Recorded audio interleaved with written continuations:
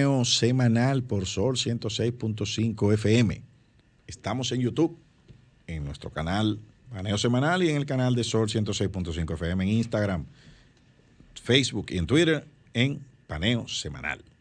Bueno, ya estamos aquí con el doctor Sánchez Cárdenas, hombre conocido en los medios todo de comunicación. Todo el mundo lo conoció. Exministro de Salud. Diariamente llegaba a nuestros medios al hombre que le tocó la entrada del COVID en el país, armar todo el protocolo inicial y el aprendizaje, o sea, la primera etapa, porque ya después, los que llegaron después ya tenían... Es que nadie ha podido cuestionar, de hecho lo que han hecho es continuar con la misma línea. Bueno, y lo que dijeron que estaba mal, porque primero criticaron mucho que no servía nada y después tuvieron que hacer lo mismo que...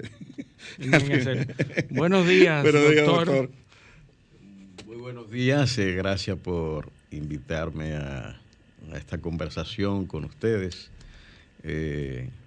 sobre un tema que creo que no hay un ser humano sobre la tierra que no esté en estos momentos hablando de COVID-19 y sobre todo por los efectos que está teniendo sobre la humanidad.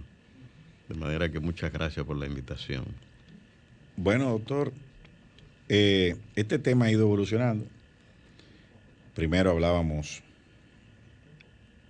contagio, ahora de vacuna. Y yo pienso que por ahí es que debemos empezar. Yo quisiera aunque seguimos en contagio. Seguimos igual. Sí. Lo primero es las expectativas que tiene el país sobre el proceso de vacunación, que ya sabemos que hay una parte logística y todo, pero yo quisiera que nos explicara a todos este sistema COVAX que tiene la Organización Mundial de la Salud, a la cual países de bajos recursos están aspirando a acceder como probabilidad sólida de acceder a las vacunas. ¿En qué consiste ese programa? Bueno, el COVAX es un sistema organizado por la OMS a nivel mundial que buscaba y tenía como propósito que todos los países pudieran recibir las vacunas que estaban en esos momentos pues en procesos de investigación todavía. Pero una vez que se pasó de fase 2, algunas que entraron en fase 3, pues para la OMS se volvió urgente. Y fíjese usted si fue tan previsora que lo que estamos viendo hoy es que las vacunas que ya están usándose están en 49 países. Ciento y tantos de países están desprotegidos y no han recibido una sola dosis de vacuna. De modo pues que aquí tenemos de nuevo el gran papel de la Organización Mundial de la Salud, dependencia de Naciones Unidas, en balancear, en equilibrar, en, digamos, facilitar la equidad, en que esa producción científica que debiera tener pues una clara vocación humanista, pues pueda llegar a los países. Entonces el COVAX se organizó en ese sentido, buscó el apoyo no solamente de organizaciones empresariales, ONGs, sector privado, o sea, y de los propios laboratorios con los que se hizo negociación. Lo que buscaba era eso y nosotros antes de salir pues firmamos el COVAX con una cobertura de 2 millones. Que es lo que habíamos... 2 millones de dosis. Exactamente. Eso, lógicamente, está dentro de una canasta, porque en ese momento no se podía prever cuáles eran las vacunas. Una cosa es lo que se prevé en el proceso de planificación en el 2020, mediados de 2020, y otro es lo que se habla ahora. Incluso hemos visto noticias en donde se está criticando a Canadá como parte fundamental, que lo que ha dicho es que del excedente de las vacunaciones que va a aportar al COVAX, lo mismo que otros países que obviamente hay una especie de nacionalismo en estos países de cubrir primero sus necesidades y luego brindar el excedente.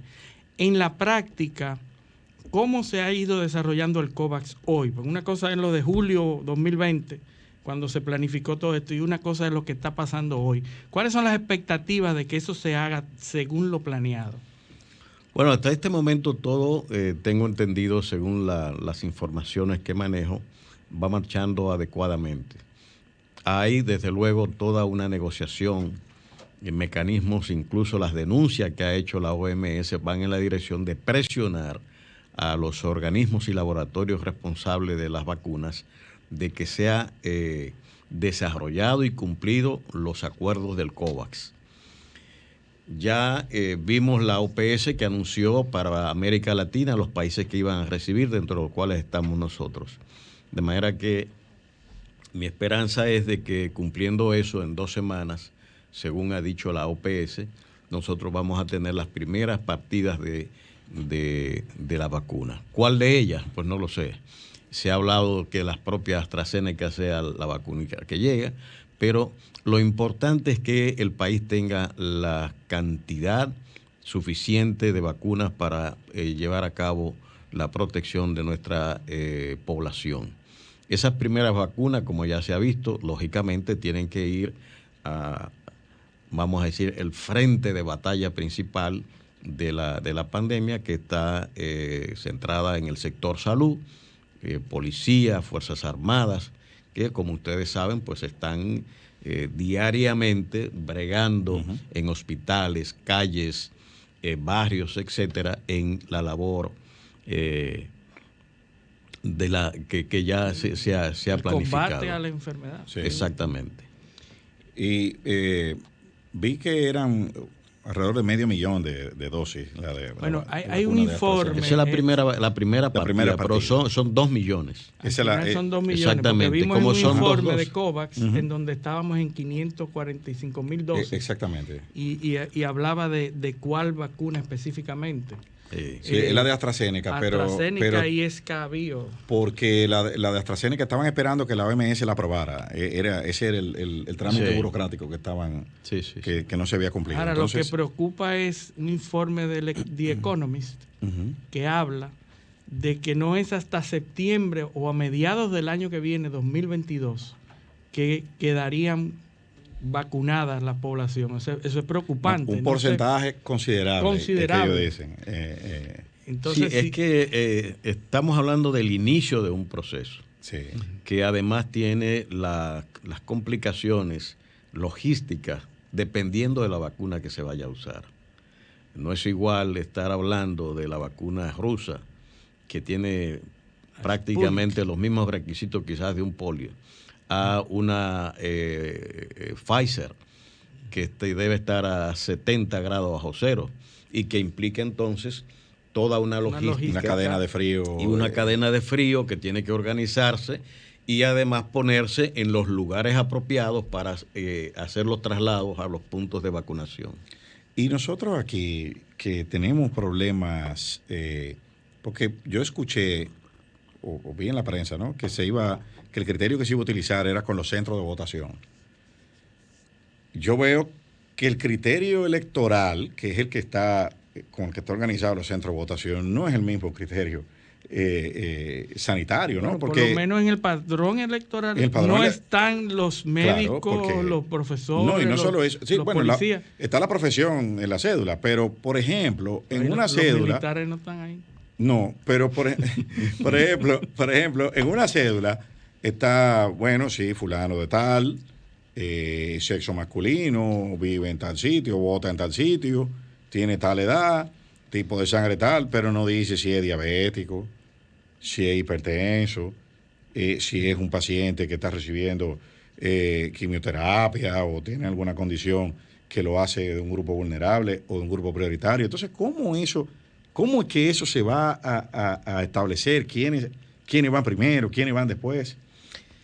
Mire, por eso nosotros pedíamos cuál es el plan de vacunación, porque lo que sí resulta claro es que no es el el programa ampliado de inmunizaciones, que tiene una estructura nacional de funcionamiento, pero que en este caso no puede ser esa la plataforma que se use.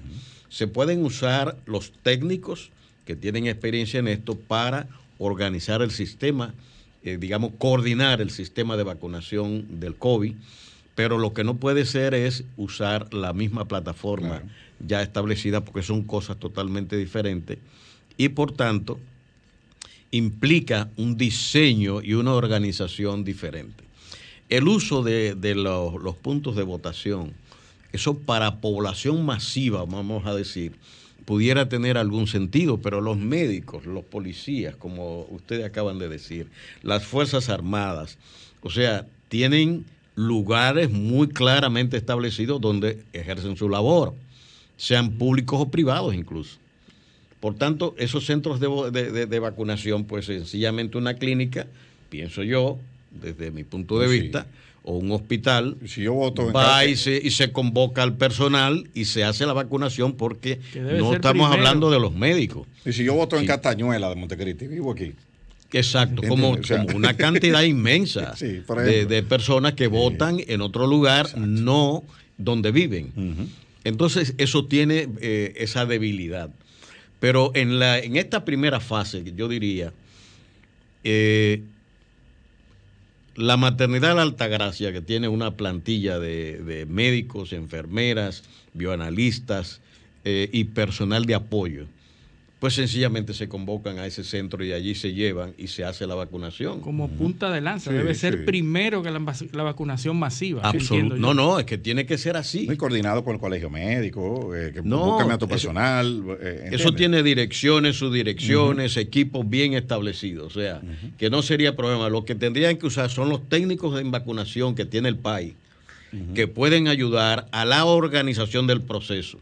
Y que tenga, lógicamente, porque estamos hablando de 2 dosis al menos, el registro de esa primera dosis y que la fecha de la segunda debe quedar consignada de manera que pues, el ciudadano, pues cuando se presente la segunda vez, reciba su vacuna. La trazabilidad de eso es vital. Eso es vital. Porque para ponernos en contexto, usted habla del programa de inmunización.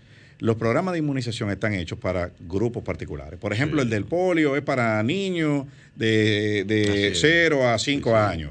El otro, tuberculosis, es para grupos, pero ninguno está hecho para un rango poblacional tan grande. Correcto. Entonces, el desafío es ese, donde prácticamente el universo de la población es elegible, ¿no? Totalmente. Para esto. Sí. Y otra, o sea, los menores de edad veo que no están incluidos en la vacunación. No, es que no pueden ser línea de ataque de inicio jamás. Porque, número uno, los jóvenes en general tienen una afección muy leve. Tienen que ser jóvenes que tengan alguna comorbilidad.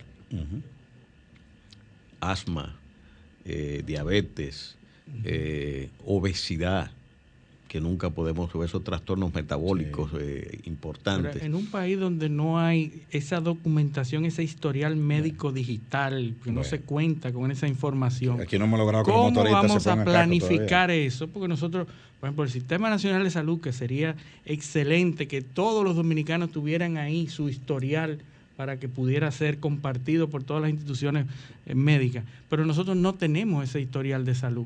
¿Cómo vamos a planificar sin un historial de salud? Pero no, aquí el historial no sería el mayor problema para estos fines, porque en los sistemas de vacunación prácticamente aplicarían para toda la población. Lo que tenemos es un sistema de prioridad. Exacto, de prioridad. El de prioridad, ¿cómo se determina entonces? Y en el mayores de 60 años. O sea, solamente por personas que tengan diabetes, hipertensión. Fíjate que el 56%. Pero sería voluntario. Yo tengo diabetes. Y entonces entra. Se puede presentar, pero en el historial, lo ideal sería tener el historial clínico a mano, pero las personas saben si son hipertensos o no. Un sistema. De todas maneras, si no fuera hipertenso o no fuera diabético, también se vacuna. No, claro, lo que yo creo que la pregunta sería si habría algún sistema o alguna manera de identificarlos Claro. Por ejemplo, mire, usted tiene que ir primero porque usted tiene más de 60 años y usted es diabético e hipertenso. Eso es indiscutible porque eso está en el padrón. O sea, la edad es indiscutible. Claro, la edad, eso es fácil. Pero dentro de su grupo, usted tiene que ir como primero. Como grupo vulnerable porque usted médico, es más vulnerable que sus pares. ¿Entiendes? Sí. Esa es la... Mire, más o menos sería el criterio. no es fácil. Uno de los datos principales es el tema de edad. Uh-huh. Mayores de 60 años. Entonces, dentro de esos mayores de 60 años, empieza la clasificación de las comorbilidades. Okay. Un ciudadano que va a decir, sí, yo soy diabético. Si no es diabético, se vacuna. Si es diabético, también se vacuna. Entonces, Sí. no veo que ahí esté el gran dilema en la vacunación. El asunto es saber Bueno, quién no. va ¿Entiende? primero. Ahora bien, yo creo que... ese es un dato que se puede recoger y sería pertinente incluso que en la planificación se tenga y se vaya recolectando la mayor información posible sobre los vacunados. Exactamente. Exacto. Para la segunda dosis, Y probablemente. eso es algo, usted es diabético, usted es hipertenso, Exacto. usted es alérgico. Levantar esa data. Y ahí esa mismo. data, pues que quede ahí. En la primera dosis. Exactamente. ¿Entiende? Entonces ya la tenemos. Cuando usted lo inyecta, si usted hace una reacción, que es uno de los factores, y habrá que tener en la planificación los equipos que se van a encargar de protocolo. vigilancia de efectos adversos. Uh-huh. Esto es muy importante. Fíjense que a nivel mundial una de las cosas que va saliendo es información sobre supuestos efectos adversos. Algunos se han clarificado, no, la causa no fue la vacuna, es otra cosa. Pero siempre está el hecho del seguimiento de los efectos adversos y más en un proceso de esta naturaleza con productos recientes que no tienen unos antecedentes, digamos, no es una Sabin que estamos poniendo. Uh-huh. Sí, sí. Entonces, lo que tenemos es justamente que tener eso porque una de las grandes enseñanzas del COVID es precisamente que el desconocimiento que ha habido desde el inicio con la pandemia ha desafiado no solamente a la ciencia, sino a todo el sistema de salud y de pensamiento a elaborar sobre la marcha, digamos que a contramarcha, respuestas de salud pública, epidemiológica, de organización, de comunicación, de liderazgo, de clínica, que ha sido también otra de las cosas que ustedes han visto, cómo tratamos esto desde el inicio. Y todas las historias que hay en ese manejo ha sido impresionante. Sí. Y cómo se descubre, por ejemplo, que un medicamento que estaba consagrado para un fin, y aquí pongo el tocilizumab, por ejemplo, que hay mucha gente por ahí muy connotados y no connotados que han sobrevivido gracias al tocilizumab, que aquí se empezó a usar temprano y luego yo hace como un mes, 2 meses, que veo un reporte de Reino Unido reconociendo el efecto positivo que este medicamento monoclonal ha tenido en el uso en el COVID. Pero aquí hay nombres que se puedan mencionar. Yo, por ser amigo, por ejemplo, de Cruz Riminián, puedo decir que en gran medida su vida dependió del uso del tocilizumab. Y hay otros nombres así connotados también. En Santiago, por ejemplo, el propio ministro de Salud puede dar testimonio de la Clínica Unión, por ejemplo, en Santiago, que se hicieron tratamientos en cantidades importantes. José Izquierdo, y esto estoy hablando de personas así conocidas, pues pasaron momentos muy difíciles y mucha gente desconocida también, pero que pudieron sobrevivir gracias a estos medicamentos. Hay un amigo incluso que a la primera dosis el hombre se paró como un gallito. Yo me voy para mi casa, pues ya yo me siento bien. Y tuvimos que pararlo. Pero bien, lo que quiero decir es que todo ese conjunto de respuestas terapéuticas que los médicos fueron observando, mirando, probando en los mecanismos diagnósticos, las imágenes si podían sustituir y las sustituyeron en una cantidad que la gente poco sabe. No es que tú tengas el PCR, es que cuando tú vienes con la imagen típica del comportamiento pulmonar que tiene, te hacían el diagnóstico y era tan válido como el PCR confirmatorio. Sí. De manera que todo esto ha sido un desafío. Que ha sido prueba y error. Una enfermedad que no ha dado lugar por la rapidez con que ha habido que responder a todo ese proceso científico de prueba y error y estadístico. No ha habido el tiempo. Y nosotros vamos, quizás en 5 años, vamos a ir reconociendo todas esas medicinas eficaces. La eficacia de esas medicinas la vamos a reconocer en el futuro cuando haya el tiempo para hacer todas esas estadísticas. Como muchas enfermedades que hace 100 años tú te morías de eso. Porque el proceso de desarrollo de una vacuna duraba 4 años, 5 años. Y hasta 20 años. Y otras no se lograron nunca. Pero también es bueno que hacer énfasis en eso, porque la gente entiende que esta vacuna se desarrolló desde cero. No. Y eso no es así. Esto se trabajó con investigaciones previas de otras que se aplicaron, de otras es que el MERS, otros desarrollos que se habían. El MERS, que eran coronavirus, o sea, habían primos. Exacto, había tecnología. Entonces, en ya. esos momentos se empezaron a hacer investigaciones en ese sentido. ¿Qué elemento nuevo agrega la ciencia que ayudó bastante a acortar este tiempo que mucha gente, cuando ve esa historia de 5, 10, 15, 20 años para hacer una vacuna y que ahora en un año se haya logrado esto, no es que se hizo en un año, no. Es que las investigaciones previas que se habían hecho son las que han facilitado el logro temprano y lógicamente el financiamiento generoso que se dio a esas empresas que hoy han logrado producir. La humanidad se unió frente a una causa común y facilitó este desarrollo. Bueno, no decir que se unió. Hubo mayores niveles de unión. Hubo mayores, claro. Porque al final también una lección importante de este proceso es el modelo de colaboración y cooperación de la comunidad científica internacional. Claro. Cuando los chinos hacen la descripción del genoma, eso es un empuje enorme porque todo el mundo con el genoma en la mano empezó a trabajar sobre el virus y permitió lograr lo que no se logró con el MERS. Así es. Sí.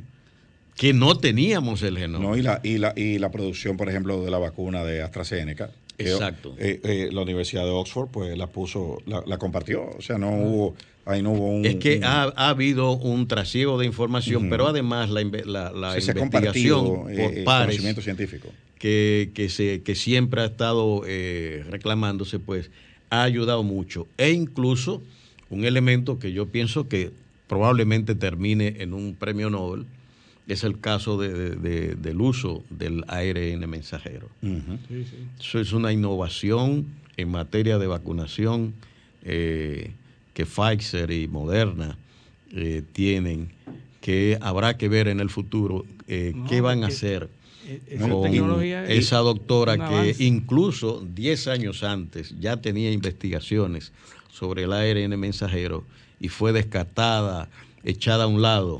Y solamente ahora, mediante Pfizer y BioNTech, sobre todo de BioNTech, donde ella entró y planteó su teoría, ¿verdad?, del uso del ARN mensajero y permitió entonces la articulación de la vacuna. Es tan interesante que dicen que esa tecnología permitió que una vacuna pueda ser desarrollada en cuestión de horas. Frente al otro método tradicional de ir incubando un virus e ir disminuyendo sus capacidades para luego desarrollar una vacuna con eso. Pero que con el ARN mensajero la vacuna puede ser diseñada en laboratorio en cuestión de horas. El problema es el proceso posterior de aprobación, que es mucho más largo. Pero el diseño de la vacuna en sí es cuestión de horas. Otra de las grandes lecciones de esto, que son muchas y que todavía estamos recibiendo, es que hay que proteger la academia de los países.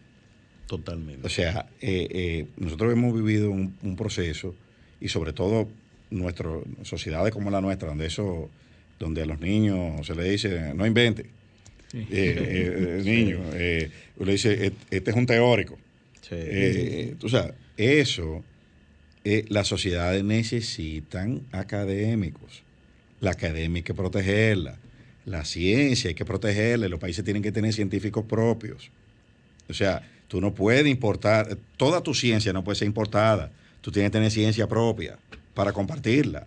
Mira, hay un ejemplo latinoamericano como es el cubano, un país comparado, se puede comparar con nuestro país en un sentido. Desde luego, en la línea de eso que tú planteabas, Cuba ha desarrollado una industria biotecnológica que cada vez se va solidificando más, incluso que ya está entrando en fase 3 las vacunas que tiene. ¿Qué indica esto? Los que han estado estudiando el comportamiento y la planificación de estructuras de esta naturaleza, sabemos de que Cuba empezó por la formación de alto nivel hace muchos años, formando doctores. En inicio, con los científicos soviéticos y de la órbita, que eran doctores que iban allá a empujar la academia y la investigación en Cuba. Y ahí empiezan todos salvando los antecedentes, porque recordemos que Finlay y una serie de investigadores allá pues desarrollaron actividades extraordinarias temprano en Cuba, que tenía un avance, pero ya la estructura que tenemos con producción biotecnológica necesitó la formación de unos técnicos avanzados para dar soporte a esto, porque Pfizer es Pfizer porque tiene, Bayer es Bayer porque tiene una base de recursos humanos y tecnológicos que permiten el desarrollo de la investigación, como usted dice, coger el ARN y rápidamente ya, en base a esa innovación tecnológica, pues producir una vacuna, de manera que es una esperanza mucho mayor en el futuro que estar atenuando virus vivos o muertos para producir las vacunas, que son procesos más largos. Por eso se tomaban tantos años. La evolución en la industria, y eso se ve en todo, es la compra de tecnología. ¿Por qué tenemos que hacer los dos lo mismo si ya tú lo hiciste? y en el mundo de la tecnología eso se ve mucho. ¿Por qué tenemos que invertir los dos en hacer lo mismo? Yo compro la tecnología que tú tienes y trabajo a partir de ella. Claro. En la ciencia y en la salud, eso es así. Es así. En la industria del automóvil, en la industria aeroespacial. ¿Por qué en el tema de las vacunas eso no puede ser así? En los medicamentos también. O sea, sí, prácticamente en todo lo que se necesita son políticas diferenciadas. Una cosa es llevar procesos rutinarios de formación académica y otra cosa es tener una política basada en el talento y el alto nivel. Eso es como, vamos a ponerlo en pelota. En béisbol, ustedes que conocemos aquí bastante bien, hay muchísimas ligas por todas partes y muchos juegos de pelota por todas partes. Ahora bien, la organización de Major League, por ejemplo, que lo que busca es el talento, no importa dónde esté. La excelencia. Entonces hay una localización, una observación, un sistema de protección y de pagos. Ese muchacho lo sacan de ese barrio pobre donde estaba usando una leña para batear, cosas por el estilo. Una intervención social en el entorno. Con una intervención social de la familia, unos pagos importantes, una alimentación, psicólogos, educación, enseñarle inglés. Es decir, el talento en todas partes para que funcione hay que llevarlo a una suerte de ambiente especial y protegido. Y en ciencia, imagínense ustedes lo que eso significa, para que poder tener equipos de esa categoría. En ciencia, si queremos tener una industria biotecnológica, tenemos que hacer exactamente lo mismo. Tenemos que buscar los mejores talentos. Y el talento no tiene que ver con religión, color, raza o lo que fuere, sino no importa. Usted va a Estados Unidos y se halla en los mejores laboratorios un hindú, un judío, un país latinoamericano, no importa, porque eso no importa. El cerebro por dentro es igualito. Yo que trabajé, por ejemplo, en el MESI, le puedo decir a ustedes que teníamos el sistema de becas internacionales, la cacería, una cacería de talentos. Del talento. Y nosotros estábamos, cuando dejamos de enviar para grado a posgrado, la cantidad que puedo dar un testimonio del talento de estudiantes dominicanos que filtraban por ese programa, pero cuando llegaban allá, nosotros teníamos una admiración tremenda. Pero la retaguardia tiene una debilidad.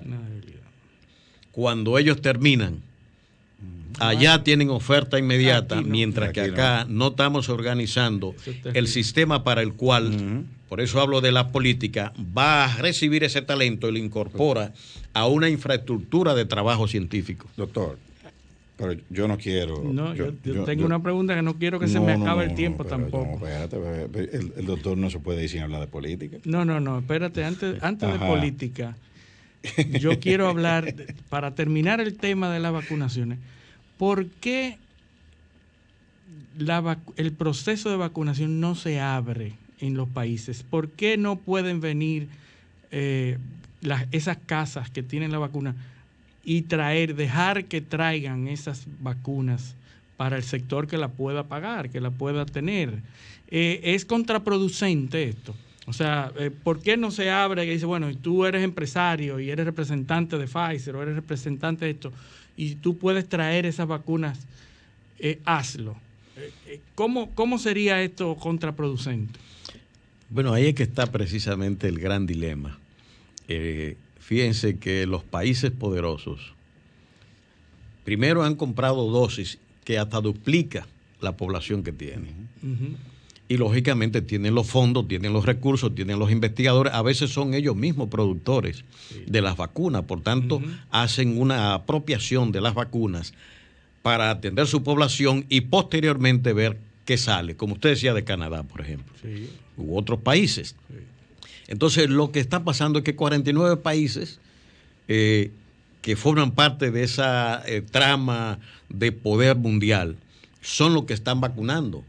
Y van sacando por algunos pequeños países como Costa Rica, se han agenciado pequeñas dosis. Bueno, y los israelíes, pero que se habla que los israelíes compraron a unos sobreprecios. Pero ya los israelíes dicen que está bajando considerablemente el riesgo de infección por la aplicación que... Pero lo que pasa es que los israelíes pagaron un sobreprecio. Pero ya los israelíes creo que pasaron el 50% de vacunación de su población. Y ya dice que un 30% pero menos. Pagaron un 40% más del precio. Exacto.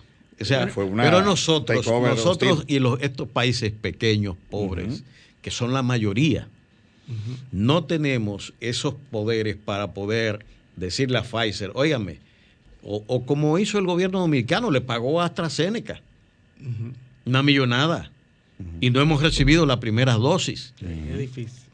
Y hay los comentarios de que se está prohibiendo la entrega de dosis o de partidas a determinados países porque están concentrando.